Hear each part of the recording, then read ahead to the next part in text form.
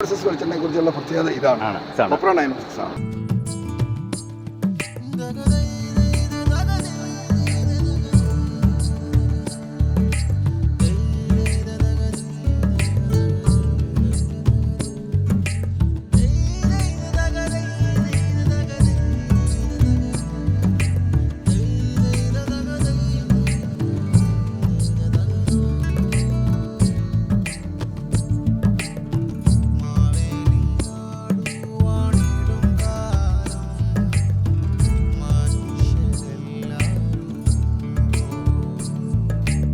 ഈ 916 വെളിച്ചെണ്ണയിൽ എന്തെങ്കിലും തരത്തിലുള്ള മായം കലർന്നിട്ടുണ്ടെന്ന് ശാസ്ത്രീയമായി തെളിയിക്കാൻ കഴിഞ്ഞാൽ അങ്ങനെ തെളിയിക്കുന്നവർക്ക് 100 പവൻ സ്വർണ്ണ നാണയം കൊടുക്കുന്നൊരു അങ്ങനെ ഒരു പരസ്യം ഉണ്ടായിരുന്നു. അങ്ങനെ ഒരു വെളിച്ചെണ്ണ ബ്രാൻഡ് എന്നല്ല, ഒരു FMCG ബ്രാൻഡും മുന്നോട്ട് വെക്കാൻ ധൈര്യപ്പെടാത്തൊരു വെല്ലുവിളിയാണ് 916 മുന്നോട്ട് വെച്ചത്. അതിൻ്റെ പിന്നിലുള്ള ഒരു തൻ്റെടം ഉണ്ടായിരുന്നു. അഭിലാഷ് കണ്ടില്ലേ ഇത്? കണ്ടു. ഞാൻ ഇതിനെ ഭയപ്പെടുന്നു. 916 വെളിച്ചെണ്ണ ഉള്ളിടത്തോളം കാലം ഈ ചലഞ്ച് എന്നും ഉണ്ടാവും. അതിപ്പോഴും നിലനിൽക്കുന്നത് ആ പരസ്യവാചകങ്ങളും ഇതുപോലെ നിലനിൽക്കും. 916 വെളിച്ചെണ്ണ എന്ന് വിപണിയിലുണ്ടോ അന്ന് വരെ ആണ് ഈ ചലഞ്ച് ഉണ്ടാവും. നമസ്കാരം, ഫിനാൻഷ്യൽ ഗൈഡിലേക്ക് സ്വാഗതം. ഓണക്കാലമാണല്ലോ. ഭക്ഷണം പാകം ചെയ്യാൻ ശുദ്ധമായ വെളിച്ചെണ്ണ വേണം എന്ന് ആഗ്രഹിക്കാത്ത ഏതു വീട്ടമ്മയാണുള്ളത്? അങ്ങനെ ആഗ്രഹിക്കുന്ന ഏതു വീട്ടമ്മയുടെയും ഇഷ്ട ചോയ്സാണ് 916 കോക്കനട്ട് ഓയിൽ. 916 എന്തുകൊണ്ടാണ് വീട്ടമ്മമാരുടെ ഇഷ്ട ചോയ്സ് ആയത്? അതറിയണമെങ്കിൽ നമ്മൾ 916ൻ്റെ ഫാക്ടറി സന്ദർശിക്കണം, ഓയിൽ മില്ല് സന്ദർശിക്കണം. നമ്മളിപ്പോൾ ഉള്ളത് തമിഴ്നാട്ടിൽ തിരുപ്പൂരിലുള്ള 916ൻ്റെ മില്ലിലാണ്. നമുക്കിവിടെ കയറി ആദ്യാവസാനം, അതായത് കൊപ്ര സംഭരിക്കുന്നത് മുതൽ എണ്ണയാക്കി അത് ഡെസ്പാച്ച് സെക്ഷനിലേക്ക് പോയി വിപണിയിലേക്ക് എത്തുന്നത് വരെയുള്ള കാര്യങ്ങൾ നമുക്ക് കണ്ടുവരാം.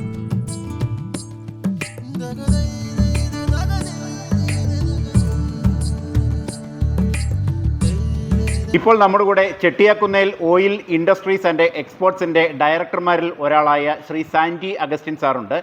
ഇവർ 4 സഹോദരങ്ങളാണ്. ഈ 4 പേരിൽ 3 പേരാണ് ചെട്ടിയാക്കുന്നേൽ ഓയിൽ ഇൻഡസ്ട്രീസിൻ്റെ പ്രവർത്തനങ്ങളുമായി ബന്ധപ്പെട്ട് സജീവമായിട്ട് രംഗത്തുള്ളത്. അവരിൽ ഒരാൾ ഇവിടെ ഈ പരിസരത്ത് എവിടെയോ ഉണ്ട്. നമുക്ക് ഈ പോകുന്ന വഴിക്ക് അദ്ദേഹത്തെ കാണാം. തേങ്ങ വെട്ടി കൊപ്രയാക്കി ആട്ടി എണ്ണയാക്കി അത് വിപണിയിൽ നമ്മുടെ കൈകളിൽ എത്തുന്നത് വരെയുള്ള കാര്യങ്ങൾ നമുക്ക് സാൻഡി സാറിനോടൊപ്പം പോയി തന്നെ കണ്ടുവരാം. ശരിക്കും ഇത് തേങ്ങ വെട്ടുന്നത് രാവിലെയാണ്. അതാണ് നിങ്ങൾ വെട്ടിയത് കണ്ടത്. വെട്ടുന്ന രീതി നിങ്ങൾക്ക് പരിചയപ്പെടുത്താൻ വേണ്ടിയാണ് ഞാനിത് കാണിച്ചു തരുന്നത്. ഇത് ഈ സമയത്തല്ല വെട്ടുന്നത്. വെട്ടുന്ന രീതി, മണ്ണിലോട്ട് വെള്ളം പോകുന്നു, വെട്ടിയത് വെക്കുന്നു. ഇതാണ് ഇവിടുത്തെ രീതി.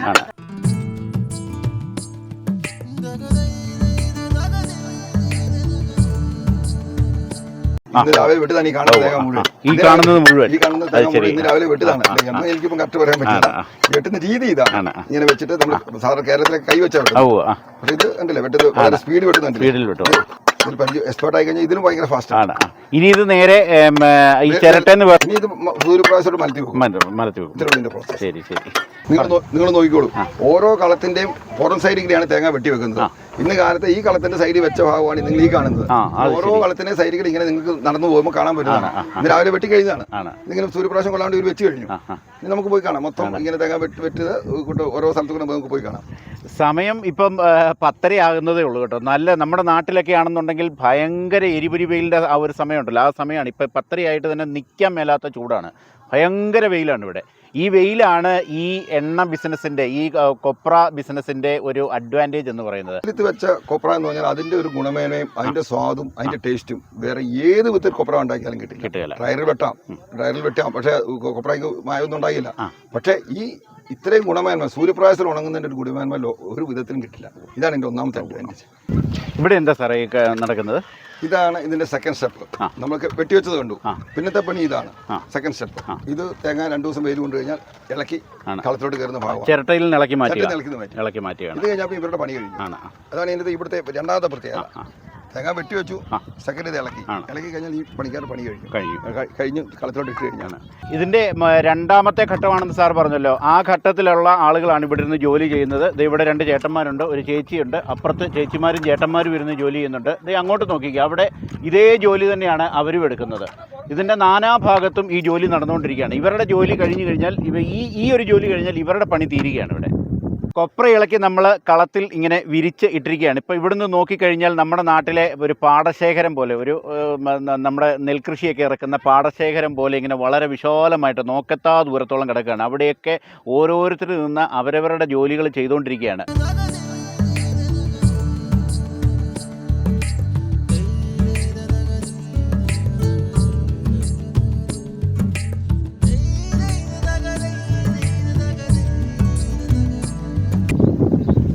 പക്ഷേ ഇത് ഗോപാലകൃഷ്ണൻ 30 വർഷമായിട്ട് കൂടെ ഉണ്ടായിരുന്ന ആളാണ്. അത് ശരി. ഇപ്പോൾ ഈ സ്ഥാപനത്തിലെ ഏറ്റവും സീനിയർ മാനേജറാണ്. ഈ കാര്യങ്ങളെല്ലാം ഓളാൻഡോൾ നോക്കുന്ന ആളാണ്. ഇവരോട് ചോദിച്ചാൽ നിങ്ങളുടെ എല്ലാ സംശയങ്ങളും എന്ത് സംശയം? എവിടെയാണ് വീട്? എവിടെ? കണ്ണൂരാണ്. ശരി. ഇവിടെ ഇപ്പം ഓളിനോളാന്ന് പറഞ്ഞു. ഇത് എത്ര ദിവസം അല്ലെങ്കിൽ എത്ര സമയം ഇങ്ങനെ ഉണങ്ങണം? വെയിലിന്റെ ശക്തി അനുസരിച്ചാണ്. വെയിൽ നല്ല സ്ട്രോങ് ആണെങ്കിൽ നമുക്ക് ഒരു 6 ദിവസം കൊണ്ട് 5 ദിവസം കൊണ്ട് നമുക്ക് കിട്ടും. അത് വെയിലുകളുടെ ശക്തി കുറഞ്ഞാൽ കുറച്ചും കൂടി കൂട്ടാണ്. ഈ നേരത്തെ പറഞ്ഞ പോലെ നമ്മൾ ഏതൊക്കെ രീതിയിൽ ഉണക്കാനുള്ള മെത്തേഡുകൾ ഉണ്ടെന്നുണ്ടെങ്കിലും ഈ വെയിലത്തിട്ട് ഉണക്കുന്നത് തന്നെയാണ് ഏറ്റവും അതിൻ്റെ ഒരു അത് പറയാം. ഒന്ന് ഗുണമേന്മ, സെക്കൻഡ് ഇതിന്റെ കോസ്റ്റ് കുറവ്. വേറെ നമ്മുടെ ഇത് കണ്ടില്ലേ, ശ്രദ്ധിച്ചില്ലേ, വെട്ടി ഇളക്കി വെച്ചു, പണി കഴിഞ്ഞു. രണ്ടാമത് തീയിടലോ മറ്റേ ചൂടിടലോ ഒന്നുമില്ല, തന്നെ ഉണങ്ങുകയാണ്. ഗുണമേന്മയും നന്നായി, പണിക്കൂലിയും കുറഞ്ഞു. നമ്മുടെ ലക്ഷ്യം തന്നെ എങ്ങനെ നല്ലൊരു വെളിച്ചെണ്ണ ഏറ്റവും കോസ്റ്റ് കുറച്ച് കൊടുക്കാന്നുള്ളതാണ്. അതിനുവേണ്ടിയാണ് ഈ സംരംഭം മുഴുവൻ തുടങ്ങി വെച്ചിരിക്കുന്നത്. ഈ കളത്തിൽ അവിടെ ഇവിടെയായിട്ട് ഈ ചെറിയ കൂനകൾ കാണുന്നുണ്ട്, കൊപ്രയുടെ തന്നെ കൂനകൾ കാണുന്നുണ്ട്. അതെന്താ അങ്ങനെ? ഇതാണ് ഇതിന്റെ ഫൈനൽ പ്രോഡക്റ്റ്. ഇത് നമ്മൾ വെയിലത്ത് വെച്ചു ഉണക്കി, ഇതിനകത്തുള്ള കേടെല്ലാം ഓരോന്നുണ്ടെങ്കിലും ഇത് ഉണക്കി കഴിയുമ്പോൾ ഒന്ന് പെറുക്കി കഴിഞ്ഞിട്ട് എല്ലാം കഴിഞ്ഞിട്ട് കൂട്ടി വെച്ചിരിക്കുന്നതാണ്. ഇനി പാക്കിംഗ് ഗോഡൌണിലോട്ട് പോകും, ഇല്ലെങ്കിൽ മില്ലിലോട്ട് പോകും. അപ്പൊ എല്ലാം കഴിഞ്ഞ് കിടക്കുന്ന പരുവാണ്. നിങ്ങൾക്കൊരു സംശയം ഉണ്ടല്ലോ, നമ്മുടെ വെളിച്ചെണ്ണ എന്താ വെളുത്തിരിക്കുന്നത്? നോക്ക്, ഇത്രയും നല്ല വെളുത്ത കൊപ്രായത് ഇതൊന്ന് പിഴിയുക മാത്രമേ ചെയ്യുന്നുള്ളൂ. ആട്ടുകയെന്ന് പറഞ്ഞാൽ ഇത് പിഴിഞ്ഞാൽ വെളുത്ത എണ്ണയല്ല, പിന്നെ എന്തെണ്ണ കിട്ടണ്ടേ? നല്ല കൊപ്ര ആട്ടി നല്ല വെളുത്ത എണ്ണ തന്നെ കിട്ടും. എല്ലാവർക്കും സംശയം ഇങ്ങനെ വെളുത്തിരിക്കുന്നതാണ്. ഈ കൊപ്ര നമ്മളൊന്ന് പിഴിഞ്ഞാൽ നമ്മൾ ചുമ്മാ പിഴിയുന്നേ ഉള്ളൂ. അത് ഇമാജിൻ ചെയ്യാം. മെഷീനറി ഉപയോഗിച്ച് പിഴിയുന്നു. എന്താ കിട്ടണ്ട പറഞ്ഞു കാണിച്ചാൽ അതും കാണിച്ചു തരാം. ഇതാണ് അഭിലാഷ് ഇതിന്റെ ഫൈനൽ പ്രോഡക്റ്റ്. നല്ലൊരു ശുദ്ധമായിട്ട് ഉണങ്ങി നമ്മൾ മില്ലിലോട്ട് കൊണ്ടുപോകാൻ പോകുന്ന എണ്ണ കൊപ്രയാണിത്. അതുകൊണ്ട് ഇവരിത് തൊഴിലാളികൾ പാക്ക് ചെയ്ത് ചാക്കിലാക്കിയിട്ട് നേരെ ഗോഡൌണിലേക്കാണ് പോകും. ഇനി ഇതിനൊന്നും ചെയ്യാനില്ല, ഇവിടെ ഒന്നും ചെയ്യാനില്ല. ഇതാണ് ഫൈനൽ പ്രോഡക്റ്റ്, കളത്തിലുള്ള ഫൈനൽ പരിപാടി. കണ്ടില്ലേ, കോരുന്ന കണ്ടില്ലേ? തൊഴിലാളികളിൽ നിന്ന് കോരുകയാണ്, ഓരോരോ ചാക്കിനകത്ത് നിറയ്ക്കുകയാണ്. നിറച്ച ചാക്കാണ്ട് അവിടെ അടുക്കി വെക്കുകയാണ്. ഇനി ഇത് വണ്ടി വന്ന് കൊണ്ടുപോകും ഗോഡൌണിലേക്ക്. അതെന്താ നമ്മുടെ ഈ ആടിൻ്റെ ഒരു ബൗണ്ടറി പോലെ ഇങ്ങനെ നീളം കെട്ടിടങ്ങൾ കാണുന്നത്? അതെ, ഈ ഇവിടുത്തെ തൊഴിലാളികൾ ഇവിടെ വന്ന് കിടന്ന്, പുറം നാട്ടുകാർ ഒത്തിരി പേരുണ്ട്. ബംഗാളുകാർ, ജാർഖണ്ഡുകാർ, അങ്ങനെ പലരുണ്ട്. അവരെല്ലാവരും വന്ന് ഇവിടെ ഫാമിലിയായിട്ട് വന്ന് താമസിക്കുന്നതാണ്. അവർക്ക് താമസിക്കാനുള്ള സൗകര്യമായിട്ട് ഉണ്ടാക്കി വെച്ചിരിക്കുന്നത്. ഓ, അത് ശരി. അവരുടെ വീടുകളാണ്. അത് ശരി ആണ്. അപ്പം ഏതൊരു പ്രസ്ഥാനത്തിൻ്റെയും വിജയം എന്ന് പറയുന്നത് ജീവനക്കാരുടെ വെൽഫെയറാണ്. അവരുടെ ക്ഷേമമാണ് ആ പ്രസ്ഥാനത്തെ നല്ല രീതിയിൽ മുന്നോട്ട് കൊണ്ടുപോകുന്നത്. അവർക്ക് താമസിക്കാനുള്ള അവരുടെ മുറികൾ, വീടുകൾ, അവർക്കുള്ള ശുചിമുറി സൗകര്യങ്ങൾ, അങ്ങനെയൊക്കെയുള്ളതാണ് നമ്മൾ ആ ദൂരെ കാണുന്നത്. ഇപ്പോൾ ഒരു 11 മണിയാകുന്നതേ ഉള്ളൂ, കത്തുന്ന വെയിലാണ്. അങ്ങോട്ട് പോകുക എന്ന് പറഞ്ഞാൽ ഈ ഒരു വലിയ, ഞാൻ നേരത്തെ പറഞ്ഞല്ലോ, ഒരു പാടശേഖരം പോലെ കിടക്കുന്ന ഒരു കാക്കത്തണൽ പോലും ഇല്ല. ഇത്രയും കടന്നു വേണം അങ്ങോട്ട് പോകാനായിട്ട്. അതുകൊണ്ട് വെയിലത്ത് നിൽക്കാൻ ഇവർക്കിതൊക്കെ ശീലമാണ്. എനിക്ക് വെയിൽ കൊണ്ട് അത്ര സുഖമുള്ളൊരു കാര്യമല്ലാത്തത് കൊണ്ട് നമ്മൾ ഇവിടം കൊണ്ട് ഈ കാഴ്ച നിർത്തിയിട്ട് ബാക്കി ഇനി നമ്മൾ മറ്റേ നമ്മുടെ മില്ലിലേക്ക് പോവുകയാണ്. അവിടെ പോയി ബാക്കി കാഴ്ചകൾ കണ്ടുവരാം.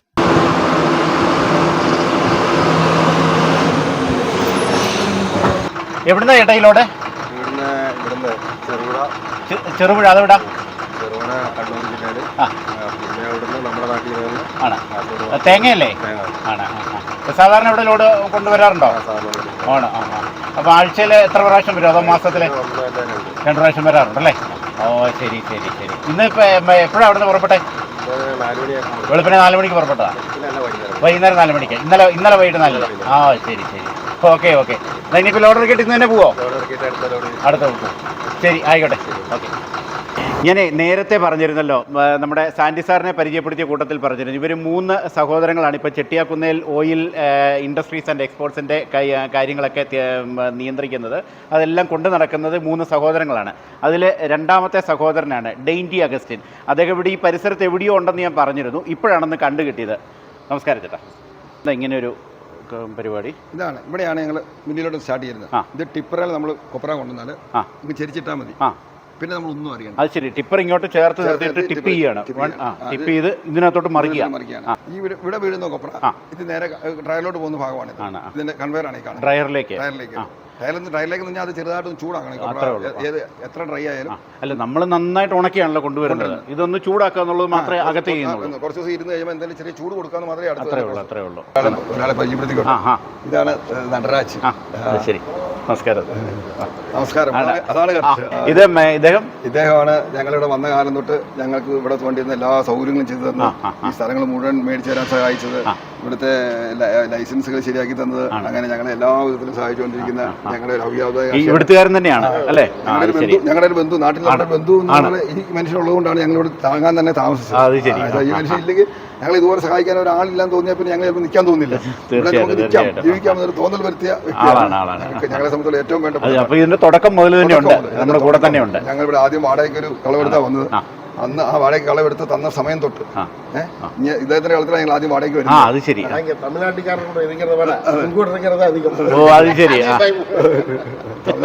അദ്ദേഹത്തിന്റെ കളത്തിലാണ് ആദ്യം വാടക വന്നത്. അവിടെ വെച്ച് ഇറങ്ങി അദ്ദേഹത്തിന്റെ സപ്പോർട്ടും അദ്ദേഹത്തിന്റെ ബലമാണ് ഈ കാണുന്നൊക്കെ ഇവിടെ പടുത്തു ഉയർത്താനുള്ള മനോധൈര്യം നമുക്ക്. ഇതാണ് ഡ്രയർ.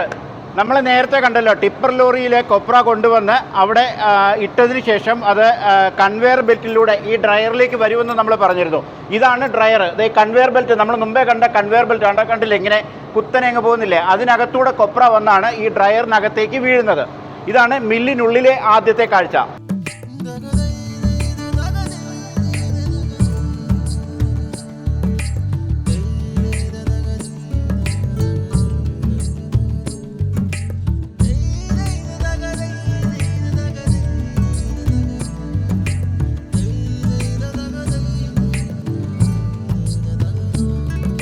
കോൾഡ് പ്രഷർ മെഷീനാണ്. കോൾഡ് പ്രഷർ മെഷീൻ ഇത് നമ്മൾ മെഷീൻ ചൂടാകില്ല. ചൂടാകാതിരിക്കുന്ന ടെക്നോളജിയിലാണ് ഇതിനെ. എണ്ണ ഒരിക്കലും ചൂടാകാതെ കൃഷി ചെയ്യാന്നുള്ള വിഷയമാണ്. ഇമ്പോർട്ടൻറ്റ് മെഷീനാണോ? 1904 ഏതാണ്ട് 120, ഇന്നിപ്പം 2024 ഏതാണ്ട് 120 വർഷങ്ങൾക്ക് മുമ്പ് താങ്കളുടെ ഗ്രാൻഡ് ഫാദർ ശ്രീ തോമസ് ചെട്ടിയാക്കുന്നേൽ തുടങ്ങി വെച്ച ഒരു സംരംഭം. അദ്ദേഹം ഒരു കോട്ടയത്തെ അന്നത്തെ ഒരു പ്രമുഖനായ തേങ്ങാ വ്യാപാരിയായിരുന്നു എന്ന് അറിഞ്ഞിട്ടുണ്ട്. ആ കാലം ഒന്ന് ഓർത്തെടുക്കും, ആ ബിസിനസ് കാലം. അദ്ദേഹത്തിന്റെ കാലം എന്നെക്കാൾ അഡ്വഞ്ചർ ആണ്. കാരണം അന്നത്തെ കാലത്ത് റോഡോ സൗകര്യങ്ങളോ ഒന്നും ഇല്ലാത്തൊരു കാലഘട്ടം, ലോറിയില്ല, ഒന്നുമില്ലാത്ത കാലഘട്ടം. അദ്ദേഹം ആളുകളുടെ ശക്തി കൊണ്ട് തേങ്ങ വാങ്ങും, കൂട്ടിയിടും. ഈ പുഴ സൈഡിലാണ് കൂട്ടിയിടുന്നത്. ഈ വെള്ളം വരുന്നതനുസരിച്ച്, വെള്ളപ്പൊക്കത്തിനനുസരിച്ച് ഇത് ചങ്ങാടം കെട്ടി അദ്ദേഹം നമുക്ക് ലോറിക്ക് പോകുന്നതിന് പകരം യാതൊരു കോസ്റ്റും ഇല്ലാതെ അങ്ങ് മെനിച്ചിലാറ്റി കൂടെ തേങ്ങ കൊണ്ട് അങ്ങ് മാർക്കറ്റിൽ കൊടുക്കാറില്ല. ആദ്യത്തെ ബിസിനസ് ആദ്യമായിട്ട് പുള്ളിയാണ് ഈ ടെക്നോളജി അന്നത്തെ കാലത്ത് കണ്ടുപിടിക്കുന്നത്. തേങ്ങ എങ്ങനെ അങ്ങ് അവിടെ എത്തിച്ചാൽ വില കിട്ടും, കോട്ടയം അവിടെ എത്തിക്കുകയാണെങ്കിൽ. അപ്പോൾ അദ്ദേഹം ചെയ്തതെന്ന് വെച്ചാൽ ഇവിടുന്ന് തേങ്ങ എല്ലാം കളക്ട് ചെയ്ത് ഈ ചങ്ങാടം കെട്ടി കൊണ്ടുപോകുന്ന ആദ്യമായിട്ട് ബിസിനസ് ചെയ്ത് അങ്ങനെയാണ്. മീനച്ചിലാറ്റിക്കൂടെ ചെന്ന് കഴിഞ്ഞാൽ അത് താഴത്തങ്ങാടിയിലോ എവിടെ വേണമെങ്കിലും ചെന്ന് കയറാം. അവിടെ ചെന്നാൽ ഇതിന് വിലയുണ്ട്. അത് എങ്ങനെ എത്തിക്കാന്ന് ആർക്കും പിടിയില്ല. ആ സമയത്താണ് പുള്ളി ആ ടെക്നോളജി അത് ഇൻവെന്റ് ചെയ്ത ആളാണ് അല്ലേ? അത് ശരി. അത് കഴിഞ്ഞ് അത് അങ്ങനെ തേങ്ങാ വ്യാപാരം ഉണ്ടായിരുന്നു. അത് കഴിഞ്ഞ് പിന്നെ അദ്ദേഹം എങ്ങനെയാണ് അത് കഴിഞ്ഞ് നമ്മുടെ നാട്ടിലെ തെങ്ങെല്ലാം നശിച്ചു പോയതോടെ തെങ്ങിന്റെ കുറച്ച് കഴിഞ്ഞ് തെങ്ങെല്ലാം നശിച്ചു പോയത്. അന്ന് തന്നെ ഞങ്ങൾ മലബാറിലേക്ക് കുടിയേറിയിരുന്നു, എന്റെ ഫാദറൊക്കെ ആയിട്ട്. അപ്പോൾ അവിടെ തേങ്ങായി. അപ്പോൾ അവിടെ ഞങ്ങൾ കൊപ്ര ബിസിനസ്സാണ് അന്ന് ചെയ്തത്. തേങ്ങ വാങ്ങി കൊപ്ര ബിസിനസ് ഒന്നും ഉണ്ടായിരുന്നുള്ളൂ. മില്ലിലോട്ട് വന്നിട്ട് കുറച്ച് കാലമായിരുന്നു. മില്ലുണ്ടായിരുന്നു, അത് ചെറിയ രീതിയിൽ ഞങ്ങളുടെ നാട്ടിൽ തന്നെ. കൊപ്ര ബിസിനസ് കണ്ടിന്യൂ ചെയ്തു, നിർത്തിയില്ല. പിന്നീട് നമുക്ക് തോന്നി ഈ വെളിച്ചെണ്ണയിലൊക്കെ മായവും കാര്യങ്ങളും പത്രത്തിൽ സ്ഥിരം വരാൻ തുടങ്ങിയപ്പോൾ ഇതിനൊരു പരിഹാരം എന്നുള്ളതിലാണ് ഞങ്ങൾ ഈ സംരംഭം കൂടെ തുടങ്ങിയത്. ഇപ്പോൾ ഇന്ന് കൊപ്രയ്ക്കകത്താണ് മായം. കൊപ്ര ഇന്ന് തേങ്ങ എല്ലാവരും വിചാരമുണ്ട് കൊപ്ര ആട്ടിയാൽ നല്ല വെളിച്ചെണ്ണ കിട്ടുന്നു. പക്ഷേ വിഷമില്ലാത്ത കൊപ്രയ്ക്കകത്ത് നാട്ടിയാൽ മാത്രമേ നമുക്ക് നല്ല വെളിച്ചെണ്ണ കിട്ടുള്ളൂ. അതുകൊണ്ടാണ് നമ്മൾ ഈ സംവിധാനങ്ങൾ മുഴുവൻ ഒരുക്കി ഇപ്പോൾ നിങ്ങളെ കണ്ടത് മുഴുവൻ തേങ്ങ വെട്ടി കൊപ്രാക്കുന്ന നിങ്ങൾ കണ്ടുബോധ്യപ്പെട്ടല്ലോ. ഈ മില്ലിനേക്കാളൊക്കെ ഞങ്ങളുടെ ഹൈലൈറ്റ്, ഞങ്ങളെ സംബന്ധിച്ചോളം ഞങ്ങളുടെ പ്രത്യേകത 916 വെളിച്ചെണ്ണയെ കുറിച്ചുള്ള പ്രത്യേകത ഇതാണ്. നിങ്ങളെ കൊപ്ര 916 ആണ്. ഈ നല്ല കൊപ്ര ആട്ടിയാലേ നല്ല വെളിച്ചെണ്ണ കിട്ടുള്ളൂ. ആ വെളിച്ചെണ്ണ ജനങ്ങൾക്ക് കൊടുക്കാം എന്നൊരു എല്ലാവരും ചെയ്യുന്ന പോലെ ഞങ്ങൾ ചെയ്തിട്ട് കാര്യമില്ല. എല്ലാവരും ചെയ്യുന്ന അതുകൊണ്ടാണ് ഈ സംവിധാനം എല്ലാം ഒരുക്കി ഇതിലൂടെ ഞങ്ങൾ പുറപ്പെട്ടത്. വർഷങ്ങളുടെ ഇതുള്ളതുകൊണ്ട് നമുക്ക് ഒരു മോശം എണ്ണയാണ് നാട്ടിൽ പലതും കിട്ടുന്നതെന്ന് അറിയാവുന്നതുകൊണ്ടാണ് ഇതിലോട്ട് മാറുന്നത്. വെളിച്ചെണ്ണ ബ്രാൻഡിന് 916 എന്ന പേര്. സാധാരണ നമ്മളൊക്കെ കേട്ടിരിക്കുന്നത് സ്വർണത്തിൻ്റെ പ്യൂരിറ്റിയുടെ ഒരു മാനദണ്ഡമാണ് 916. എന്തുകൊണ്ടാണ് ഈ വെളിച്ചെണ്ണയ്ക്ക് 916 എന്നൊരു പേരിടാൻ കാര്യം? അതൊരു നിമിത്തന്നേ പറയാൻ പറ്റുള്ളൂ. എന്തുകൊണ്ട് അന്നേരം ഒരു പേരിടാൻ വേണ്ടി ആലോചിച്ചപ്പം എന്താണെന്ന് അറിയാതെ തുടങ്ങിയ സമയത്ത് ഇത് ഒരു ദൈവനിശ്ചയം ഇത്രേ എനിക്ക് പറയാൻ പറ്റുള്ളൂ. അതെങ്ങനെ ആരെങ്കിലും സജസ്റ്റ് ചെയ്ത പേരാണോ അതോ സ്വയം തോന്നിയ പേരാണോ? അത് എൻ്റെ ഒരു ഫ്രണ്ട് സുഹൃത്ത് എപ്പോഴും പറയായിരുന്നു ഈ ഒരു വ്യക്തിയെക്കുറിച്ച് പറയുമ്പോഴേ അങ്ങേര് 916 ആണ് കേട്ടോ. ഒരു നല്ല മനുഷ്യനെ കുറിച്ച് പറയുമ്പോൾ അതെനിക്കൊരു പ്രചോദനം ഉൾക്കൊണ്ടപ്പോൾ ഞാൻ അങ്ങേരെ വാക്കിൽ നിന്ന് പ്രചോദനം ഉൾക്കൊണ്ട് കിട്ടും. അത് ശരി, അത് പറഞ്ഞ് മനസ്സിലായി. അതായത് നാട്ടിൽ കൊള്ളാവുന്ന ഒരുത്തനെ കുറിച്ച് ഇപ്പം സാറിൻ്റെ സുഹൃത്ത് പറഞ്ഞുകൊണ്ടിരുന്നത് അവൻ കൊള്ളാം, അവൻ 916 ആണ് എന്നാണ് പറഞ്ഞുകൊണ്ടിരുന്നത്. അങ്ങനെ നല്ല ആളുകളെ കുറിച്ച് പറയാൻ പുള്ളി ഉപയോഗിച്ചിരുന്നൊരു വാക്കാണ് 916. അപ്പോൾ അത് കേട്ടപ്പം സാറിന് സ്ട്രൈക്ക് ചെയ്തു, കൊള്ളാം, വെളിച്ചെണ്ണയ്ക്ക് ഇടാൻ നല്ലൊരു പേര്, ശുദ്ധമായ വെളിച്ചെണ്ണയ്ക്ക് കൊടുക്കാൻ നല്ലൊരു പേര് 916 ആണെന്ന് തോന്നി. അങ്ങനെയാണ് ആ പേരിലേക്ക് വന്നതെന്നാണ് സാർ പറഞ്ഞത്. ഇവിടെ എന്താ നടക്കുന്നത്? ഇതൊരു ഫിൽട്ടർ സംവിധാനമാണ്. ഇത് ഇവിടുത്തെ ഉത്തരവാദിത്തങ്ങളെല്ലാം ഏറ്റെടുത്ത് നടത്തുന്ന വർഗീസ് എന്ന വ്യക്തിയാണ്. അവരാണ് ഇവിടുത്തെ കാര്യങ്ങൾ മൊത്തം നോക്കുന്നത്. അതിനെപ്പറ്റി വിശദീകരണം തരും. ഇതാണ് ഞങ്ങളുടെ ഫിൽട്ടർ യൂണിറ്റ്. ഇത് സാധാരണ എണ്ണ അരിക്കുന്ന ഒരു 10 ദിവസം കൊണ്ട് സാധാരണ എണ്ണ ഊറി വരുന്നതാണ്. നമ്മൾ വേഗത്തിൽ ചെയ്യാൻ വേണ്ടിയാണ് ഇങ്ങനെ പ്രോസസ്സ് നടത്തുന്നത്. ഇത് ആദ്യത്തെ പ്രോസസ്സാണ്. ഇത് 2-3 സ്റ്റെപ്പായിട്ടാണ് ഈ കാര്യങ്ങൾ നടത്തുക. ഇത് ആദ്യത്തെ യൂണിറ്റാണ്. അപ്പോൾ എത്ര പ്രോസസ്സാണുള്ളത്? ഫിൽട്ടറിങ് 3 പ്രോസസ്സിലാണ് നടത്തുക. സ്പീഡിൽ വേഗത്തിൽ ചെയ്യാൻ വേണ്ടി 3 പ്രോസസ്സ് നടത്തുക. ഇപ്പോൾ ഒരു ഇതേപോലെ ഒന്ന്, ഇതിൻ്റെ ക്ലോത്ത്, ഇതിൻ്റെ ഉള്ളിൽ വേറെ സാധാരണ തുണി മാത്രമേ ഉള്ളൂ. അത് ഈ തുണിയിൽ സാധാരണ ഈ തുണിയിൽ മാത്രം അരിക്കുന്നു എന്നൊരൊറ്റ കാര്യം മാത്രമേ ചെയ്യാറുള്ളൂ. വളരെ വേഗത്തിൽ ചെയ്യുന്നതുള്ളതുകൊണ്ട് അതായത് ഇതുപോലത്തെ ഇതിൻ്റെ തുണിയുടെ വ്യത്യാസം വരും. അടുത്ത പ്രോസസ്സിന് അടുത്ത യൂണിറ്റിൽ അതിൻ്റെ തുണിയുടെ ഒന്നോടെ വ്യത്യാസം വരും. അങ്ങനെ 3 പ്രോസസ്സായിട്ടാണ് ഈ കാര്യങ്ങൾ ചെയ്യുക. ഫിൽറ്ററിങ്ങിൻ്റെ രണ്ടാമത്തെ മൂന്നാമത്തെ പ്രോസസ്സ് ഇത് ഒന്ന് അതിൻ്റെ അപ്സ്റ്റെയറിലാണ്, ഒന്ന് അടുത്ത ബിൽഡിങ്ങിലാണ്. നമ്മൾ എത്തിയിരിക്കുന്നത് ഫിൽറ്ററിംഗ് യൂണിറ്റിലാണ്. ഇവിടുത്തെ ചുമതലക്കാരനായിട്ടുള്ള ബിജു ഉണ്ട്. നമുക്ക് ബിജുവിനോട് തന്നെ ഇവിടെ എന്താണ് ചെയ്യുന്നതെന്ന് ചോദിച്ചു നോക്കാം. നമസ്കാരം ബിജു. ഇവിടെ എന്താണ് ഒരു ഫിൽറ്ററിംഗ് ആണെന്നുള്ളത് മനസ്സിലായി. എന്താണ് ഫിൽറ്ററിങ്ങിൻ്റെ ഏത് ഘട്ടമാണ് ഇവിടെ നടക്കുന്നത്? ഇത് നമ്മൾ പാക്കിംഗ് ചെയ്യുന്നതിന് മുന്നോടിയുള്ള ലാസ്റ്റ് ഘട്ടത്തിലാണ് ഈ ഫിൽറ്ററിംഗ് നടക്കുന്നത്. ഇത് കഴിഞ്ഞാൽ നമ്മുടെ ഫുള്ള് കഴിഞ്ഞു. ഇനി പാക്കിംഗ് ആണ് മെയിനായിട്ട്. ഓക്കെ, അപ്പോൾ ആ മൂന്ന് ഘട്ടമായിട്ടാണെന്ന് തോന്നുന്നു ഫിൽറ്ററിങ് അല്ലേ? ഇതിൻ്റെ മുകളിൽ ഫുൾ ടാങ്കാണ്. ആ ടാങ്കിലേക്ക് എണ്ണ കൊണ്ടുവന്ന് നേരെ ഫിൽറ്റർ ചെയ്ത് ഇതിൻ്റെ കീഴേ ഭാഗം ഫുള്ള് ടാങ്കിലായിരിക്കുന്നത്. ആ ടാങ്കിലേക്ക് പോയി നേരെ പാക്കിങ്ങിലേക്ക് പോകും. ഏതൊരു ബിസിനസ്സിലും അവസരങ്ങൾ പോലെ തന്നെ വെല്ലുവിളികളുമുണ്ട്. 916 നേരിടുന്ന പ്രധാന വെല്ലുവിളികൾ എന്തൊക്കെയാണ്? പ്രധാന വെല്ലുവിളി എന്താണെന്ന് ചോദിച്ചാൽ നമ്മളുണ്ടാക്കുന്ന വെളിച്ചെണ്ണ ഇതാണ് എന്ന് ജനങ്ങളെ ബോധ്യപ്പെടുത്തുക എന്നുള്ളതാണ് ഏറ്റവും വലിയൊരു വെല്ലുവിളി. ജനങ്ങൾക്ക് അറിയണ്ടേ ഞാൻ ഇത്ര കർഷകർ ഇങ്ങനെ ഉണ്ടാക്കുന്ന വെളിച്ചെണ്ണയാണ് എന്ന് അറിയിക്കുക, ജനങ്ങൾ അറിയാൻ ഒരു വെല്ലുവിളി. സാധാരണ കണ്ടു ശീലിച്ച വെളിച്ചെണ്ണയല്ല എന്ന് അവരെ ബോധ്യപ്പെടുത്തുക എന്നുള്ളതാണ് പ്രധാന വെല്ലുവിളി. പിന്നെ ഇത്രയും സ്റ്റാഫുകളെ നിയന്ത്രിച്ചു കൊണ്ടുപോകുക എന്നുള്ളത് സെക്കൻഡ് വെല്ലുവിളിയാണ്. മൂന്നാമത് വെല്ലുവിളി ഇതിൻ്റെ എക്സ്പാൻഷനാണ്. എക്സ്പാൻഷനെ സംബന്ധിച്ചോളം മിഷനറിക്കുള്ള സംവിധാനങ്ങൾ എനിക്കല്ല. എത്ര കൊപ്രയുടെ ആട്ടാനുള്ള സംവിധാനമായി കഴിഞ്ഞു. ഇനിയുള്ള റോ മെറ്റീരിയലാണ്. റോ മെറ്റീരിയൽ ഉണ്ടാക്കാൻ നമ്മുടെ ഈ സൗകര്യം പോരാഞ്ഞിട്ട് ഇപ്പോൾ പുറത്തോട്ട് ഞാൻ കളങ്ങൾ വാടകയ്ക്ക് എടുത്ത് നമ്മൾ ചെയ്തുകൊണ്ടിരിക്കുകയാണ്. കൊപ്ര ഉണക്കിക്കൊണ്ടിരിക്കുകയാണ്. അതാണ് അടുത്ത മൂന്നാമതൊരു വെല്ലുവിളി. ഇനി എക്സ്പാൻഷൻ വേണമെങ്കിൽ റോ മെറ്റീരിയൽ കൂടുതൽ ഉണ്ടാക്കാനുള്ള സംവിധാനം ഞാൻ ഉണ്ടാക്കിക്കൊണ്ടിരിക്കുകയാണ്. ഞാനിവിടെ വരാനിടയായ ഒരു സാഹചര്യം എന്ന് പറഞ്ഞാൽ ഞാൻ 916 വെളിച്ചെണ്ണ കഴിഞ്ഞ ഒരു 3-3.5 കൊല്ലമായിട്ട് ഉപയോഗിക്കുന്ന ഒരാളാണ്. ഇതിൻ്റെ വിശേഷങ്ങളൊന്ന് അറിയിക്കണം എന്ന് തോന്നി. ഇവിടെ വന്ന് കണ്ടപ്പോൾ ഒരുപാട് കാര്യങ്ങൾ നമുക്ക് മനസ്സിലാക്കാൻ കഴിഞ്ഞു. ഇവിടെ നിന്ന് നടന്ന് കണ്ടാൽ തീരുകയില്ല, അതുപോലെയുള്ള കാഴ്ചകളാണ് ഇവിടെയുള്ളത്. ഞാൻ ചോദിക്കുന്നത്, ഈ ഒരു ബിസിനസ് നടത്തുന്ന എല്ലാവരും ഒരു ഇൻകം ഉണ്ടാക്കാനും ഒക്കെയാണ്, പണം ഉണ്ടാക്കാൻ തന്നെയാണ്. അതിലൊക്കെ ഉപരിയായിട്ട് ഈ ബിസിനസ് നടത്തി ഇങ്ങനെ ഒരു 916 പ്യുവർ കോക്കനട്ട് ഓയിൽ ഇത് കൊടുക്കുന്നതിൽ വേറെ എന്താ ഒരു സന്തോഷം കണ്ടത്? 2 സന്തോഷമാണുള്ളത്. ഒന്ന്, എന്നെ സംബന്ധിച്ചിടത്തോളം 1100 മുകളിൽ സ്റ്റാഫുകൾക്ക് പണി കൊടുക്കാൻ പറ്റുന്നതാണ്. അതൊരു സന്തോഷം. രണ്ടാമതൊരു സന്തോഷം എന്ന് പറഞ്ഞാൽ സാധാരണക്കാരന് പ്രാപ്യമായ വിലയിൽ ഒരു വെളിച്ചെണ്ണ കൊടുക്കണമെങ്കിൽ ഈ കഷ്ടപ്പാട് മുഴുവൻ വേണം. കണ്ടില്ല ഇതിൻ്റെ കഷ്ടപ്പാട് മുഴുവൻ കണ്ടു. ഇത്രയും ഒരു കഷ്ടപ്പാട് നടത്തിയാൽ മാത്രമേ സാധാരണക്കാരന് പ്രാപ്യമായ വില നല്ലൊരു വെളിച്ചെണ്ണ കൊടുക്കാൻ പറ്റും. അഭിലാഷ് ഒരു വെളിച്ചെണ്ണ ഉണ്ടാക്കുവാണെങ്കിൽ അത് 300 രൂപയിലും കോസ്റ്റാവും. യഥാർത്ഥത്തിൽ അതിന് മുകളിൽ കോസ്റ്റാണ്. ഈ ക്വാളിറ്റിയിൽ ഉണ്ടാക്കുവാണെങ്കിൽ അതിനെ ഈ അഡ്വാൻസ്ഡ് സംവിധാനങ്ങളും ഇത്രയും ലോ കോസ്റ്റ് സംവിധാനങ്ങൾ വെച്ചുണ്ടാക്കി എന്നുള്ളതാണ് അത് കാര്യം. പിന്നെ എടുത്തു പറയാൻ പറ്റിയൊരു സംഭവം പറയാം. കഴിഞ്ഞ ദിവസം ഞാൻ ഓഫീസിലിരിക്കുമ്പോൾ കസ്റ്റമർ കെയറിൽ ഒരു ഫോൺ വന്നു. ജലന്ധറിൽ നിന്നുള്ള ഒരു വീട്ടമ്മയെ വിളിക്കുന്നത്. കസ്റ്റമർ കെയർ വിളിക്കുന്നത്. ഞാൻ അവിടെ കേട്ടോണ്ടിരിക്കുകയാണ്. എൻ്റെ കൊച്ചിന് 1 വയസ്സുള്ള കൊച്ചിന് കൊടുക്കാനുള്ള വെളിച്ചെണ്ണയാണ്. അത് കൊടുക്കുന്നതിൽ എന്തെങ്കിലും കുഴപ്പമുണ്ടോ? അത് വെച്ചാൽ അവർക്ക് എവിടെയോ കണ്ടു മോശപ്പെട്ട് അവർ വിളിച്ചതാണ്. എൻ്റെ കൊച്ചിന് കൊടുക്കാൻ കൊള്ളുമോ?